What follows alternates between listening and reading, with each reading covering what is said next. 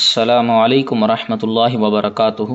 இனிய இஸ்லாமியர்களே, இறைத்தூதர் முஹம்மது நபிகள் நாயகம் ஸல்லல்லாஹு அலைஹி வஸல்லம் அவர்கள் கூறுகின்றார்கள், மன் ஸாம ரமதான ஈமானன் வஹ்திஸாபா, யார் ஒருவர் ரமதான் மாதத்தில் நோன்பு நோக்கின்றாரோ, அதாவது நோன்பை அல்லாஹுடைய கட்டளை என்று நம்பி அதனுடைய அனைத்து வாஜிப்களையும் தெரிந்து கொண்டு அந்த நோன்பை விட்டால் எந்தளவுக்கு தண்டனைகள் உள்ளது என்பதை பயந்து அதைத் தொடர்ந்து அல்லாஹ்விடம் நன்மைகளை ஆதரவு வைக்கின்றாரோ, அப்படிப்பட்ட நோன்பாளிக்கு அல்லாஹ் தஆலா குஃபிர லஹு மா தக்கத்தம மின் தன்பி, அவர் முன் சென்ற அனைத்து பாவங்களையும் அல்லாஹ் தஆலா மன்னித்து விடுகின்றான் என்பதாக நாயகம் கூறுகின்றார்கள்.